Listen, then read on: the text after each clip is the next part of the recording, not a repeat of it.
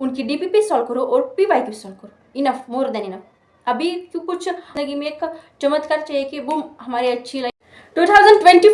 2025 शुरू हो चुका, फिर क्या 2 मंथ्स बीत चुके, फिर और एक बार कैलेंडर का पन्ना पलट गया और मार्च का मंथ शुरू हो चुका, जो कि आज है 1 मार्च, और नीट के लिए बचे सिर्फ 2 महीने।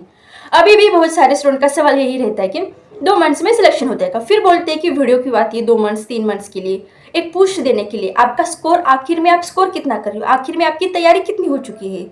मतलब बहुत से सारे स्टूडेंट का टारगेट रहता है कि जनवरी 2025 से हम स्टार्ट करेंगे, 4 मंथ 5 मंथ पढ़ के कर डालेंगे। फिर आते फरवरी की 1 तारीख से पढ़ेंगे, फिर आते मार्च की 1 तारीख से, फिर अप्रैल में बोलते 1 ही महीना बचे, अब क्या ही कर लेंगे। मतलब कितने दिन, कितने महीने खुद को बस बहाने देते रहोगे। मतलब कितने दिन आपको बस वीडियो ही देखनी है, बस पढ़ना कुछ नहीं, बस हमें स्ट्रेटजी चाहिए और दैट्स ऑल। मतलब हर एक मंथ की स्ट्रेटजी मिलेंगी, वो देख लेंगे, सुन लेंगे, और पढ़ाई के नाम पर कुछ नहीं, बस स्ट्रेटजी वीडियो हम देख लेंगे। तो स्ट्रेटजी वीडियो जो बनाते हैं ना, लिटरली वो कुछ गलत नहीं बनाते। वो आपकी मेंटल हेल्थ को समझ के आप कहाँ पर हो, कहाँ पर अटके हुए, वहां से आप कितना आगे जा सकते हो, इसके रिलेटेड वीडियो बनाते, इसके रिलेटेड वो एक्सपीरियंस थ्रू आते, उसकी वजह से वो सब कुछ बता सकते थे। बट आप क्या करते, वो कहते हैं कि पढ़ो पढ़ो। क्यों? मतलब अदर ऑप्शन नहीं है कि कोई चमत्कार हो जाएगा, एग्जाम पोस्टपोन वगैरह हो जाएगी, नहीं, ऑप्शन नहीं है, एक ही ऑप्शन है, पढ़ना। आप पढ़ाई नहीं करोगे, सिर्फ एंजाइटी फील होगी, पैनिक हो जाओगे, टेंशन हो जाएगा। उससे अच्छा है टिकटॉक, मतलब टिकटॉक प्रॉपर डॉट 16 डेज बचे, ऐसे मानकर जितनी हो सकती है उतनी मेहनत की जाए।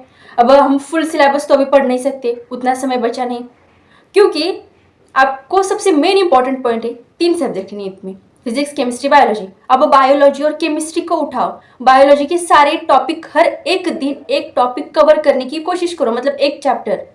और केमिस्ट्री को भी एकदम मतलब डेली, मतलब केमिस्ट्री बायो डेली करने की शुरुआत करो 1 मार्च से 30 मार्च तक। कितनी प्रोग्रेस होती है, 17 घंटे पढ़ने की कोशिश करो। नहीं हो रहा ना, कोशिश तो करो। 16 घंटे पढ़ नहीं पाओगे, कम से कम 12 घंटे तो पढ़ सकोगे। 12 घंटे नहीं, कम से कम 10 घंटे तो पढ़ सकोगे। हमें ट्राई ही नहीं करना, बस हमें कुछ ऐसा बताओ कि हम झटक से नीट क्लियर कर जाए, ऐसी होती है। अरे मतलब वो नेशनल लेवल की कॉम्पिटिटिव एग्जाम है, ना कि बोर्ड्स की एग्जाम की। इतना ही स्पेसिफिक पढ़ के जाएंगे, इतना ही स्पेसिफिक पढ़ के जाएंगे तो उतना ही छाप कर आएंगे, तो बेसिकली कुछ 4 5 6 7 8 मार्क्स, पासिंग की मार्क्स तो मिल जाएगी। वो नेशनल लेवल एग्जाम है, कुछ गलत करके आओगे तो सीधा नीचे। वहां पर एकदम एक्यूरेट प्रॉपर आंसर ही चाहिए आपको। अब तक पढ़ाई नहीं की, अब तक तैयारी नहीं की, जाने दो जाने दो। इसका रिग्रेट करने से अच्छा है अभी रिस्क उठाओ लाइफ में कि 2 मंथ्स मुझे कुछ नहीं सोचना, कुछ नहीं, मेरा सिलेक्शन होगा। मुझे भी मालूम नहीं आपका सिलेक्शन होगा नहीं, क्योंकि आप मेहनत कितनी कर रहे हो हमें मालूम है क्या, कि मतलब आपकी मेहनत कितनी हो चुकी है, कितनी बाकी है, या अभी तक की ही नहीं, बस सोचे जा रहे हो, बस टेंशन लिए जा रहे हो। सीधा सिंपल पॉइंट है, अभी 2 मंथ्स बचे, कुछ नहीं कर सकते। फिजिक्स आती नहीं, बायो आती नहीं, केमिस्ट्री आती नहीं, बायोलॉजी की 1 शॉट पटक से खटक से 2x की स्पीड पर प्रॉपर माइंड अभी होना चाहिए। लेक्चर करते समय प्रॉपर माइंड होना चाहिए एनसीईआरटी की रीडिंग करते समय, क्योंकि एनसीईआरटी पढ़ना इंपॉर्टेंट है। तो एनसीईआरटी के मतलब आपके हलवे क्वेश्चन आएंगे क्या? नहीं, एनसीईआरटी में कैसे घुमा फिरा कर क्वेश्चन बनाते हैं मालूम नहीं। बस आपको केमिस्ट्री के लिए भी वैसा करना है, 1 शॉट वीडियो देखो और जितनी हो सकती है उतनी कवर करने की कोशिश करो। देन आपको लगेगा कि केमिस्ट्री बायो हाँ मेरा हो चुका है, 75% हो चुका है। देन उसके बाद फिजिक्स के हाई वेटेज टॉपिक, मतलब हाई वेटेज का आपने वीडियो देखा ही होगा, तो वो करने की कोशिश करो। कुछ नहीं हो रहा ना, कुछ हो ही नहीं रहा, बायो एंड केमिस्ट्री तो पढ़ना शुरू करो, पढ़ना तो शुरू करो। पढ़ते कुछ नहीं और बस बहाने देते हो कि करना है, हमें नीट क्लियर करना है, कैसे करें, हमें मतलब हमें कुछ ना कुछ तो मार्क्स चाहिए। मतलब लिटरली कुछ स्टूडेंट तो ऐसे हो गए कि 0 पर अटके हुए, और वो चाहते कि कम से कम हमारे 400 मार्क तो आ जाए, ताकि उनको वो चाहते कि कम से कम हमारे 400 300 मार्क आ जाए, कि हम नेक्स्ट ईयर के लिए ड्रॉप लेने के लिए घर वालों को बोल सके, कि हमें रिपीट कर सके। मतलब लास्ट के मंथ में हमने इतनी मेहनत की थी कि हम अब 1 साल पूरा देंगे तो डेफिनेटली कर सकेंगे। तो उनके लिए बेस्ट आइडिया है, बेस्ट तरीका है, बायोलॉजी और केमिस्ट्री करना शुरू करो और आपको पता चलेगा, अरे मेहनत करोगे तो फल अवश्य मिलेगा। बट हमें मेहनत नहीं करनी, बस हमें ऐसे ज़िंदगी में एक चमत्कार चाहिए कि बूम हमारी अच्छी लाइफ हो जाएगी, हमारी लाइफ में कुछ सब कुछ सेट हो जाएगा। सेट होता नहीं, सेट करना पड़ता है सब कुछ। आपको जो भी करना है, आपको फिजिक्स करना है, केमिस्ट्री करना है, बायो करना है, जो करना है आपको, जो अच्छा लगता है, बट पढ़ाई तो शुरू करो। अभी हार्ड वर्क करने का, लिटरली मतलब हार्ड वर्क करना है, बट स्मार्ट तरीके से करना है। कैसे? मैंने 2 बार बोला है, अगली बार तीसरी बार सुनो। बायोलॉजी एंड केमिस्ट्री को पहले, क्योंकि कॉन्फिडेंस तो वो दोनों ही सब्जेक्ट देते हैं, biology and chemistry. Then shift होना कि मतलब 75% लग रहा है कि मेरा हाँ हो चुका है, और एक मंथ में ही करने की कोशिश करो। और ऐसा मत सोचो कि अभी पढ़ लेते हैं और लास्ट के मंथ मतलब अप्रैल के मंथ में या अप्रैल के 15 डेज बचेगी तब रिवीजन करते हैं। जी नहीं, आज पढ़ रहे हो, रिवीजन साथ के साथ होनी चाहिए। कल पढ़ रहे हो, कल का आज का दोनों का मिलकर रिवीजन होना चाहिए। परसों पढ़ा मतलब 1 मार्च की 1 तारीख, 2 तारीख, 3 तारीख, 4 तारीख, 5 तारीख पढ़ा। डेली रिवीजन होना चाहिए, 1 का मिलाकर 2, 2 का मिलाकर 3, मतलब रिवीजन साथ में साथ चलना चाहिए। नहीं तो वो पढ़ने का कुछ फायदा नहीं, क्योंकि रिवीजन करने के लिए आपके पास अलग सा मंथ बचा नहीं है।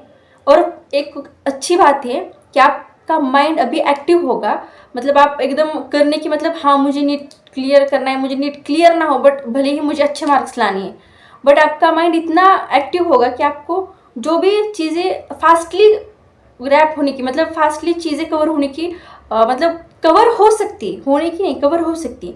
तो आप कोशिश तो करो।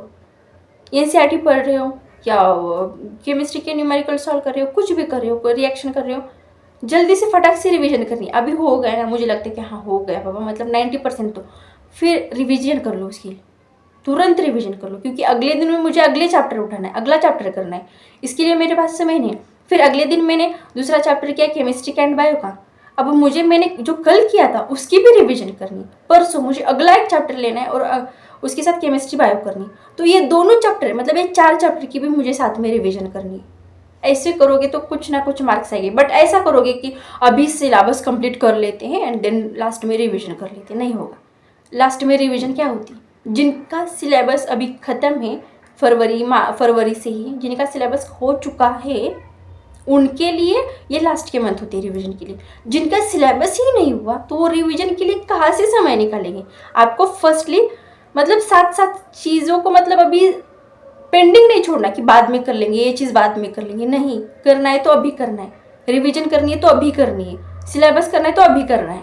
कैसे करना है सब कुछ कहा है मैंने, वन शॉट देखो अच्छे से, उसकी डीपीपी सॉल्व करो। अब 100, 150, 400 क्वेश्चन करने के लिए टाइम बचा नहीं है।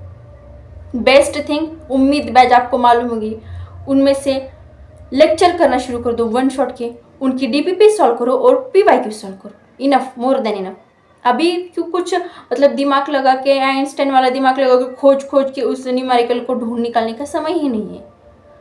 बायो के लिए भी वैसे करूँ, क्योंकि बायो की डायरेक्ट एनसीईआरटी पढ़ना शुरू कर दोगे, कुछ पढ़ा नहीं तो समझ में नहीं आएगी। वन शॉट वीडियो देखो, पर प्रॉपर अगर बायो के लिए इतनी आसान और इतनी मस्त चीज़ें, अगर प्रॉपर वीडियो लेक्चर देखोगे, आधे कंसेप्ट, आधे क्लियरिटी उस लेक्चर में ही हो जाएगी आपकी बायो के लिए। मतलब बायो के लिए ज़्यादा टाइम कंज्यूम करने के लिए मतलब टाइम ज़्यादा नहीं जाएगा।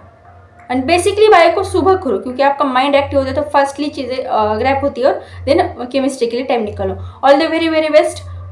पढ़ाई करना ऑप्शन कुछ नहीं, पढ़ाई के अलावा ऑप्शन कुछ है ही नहीं। Bye, all the very best.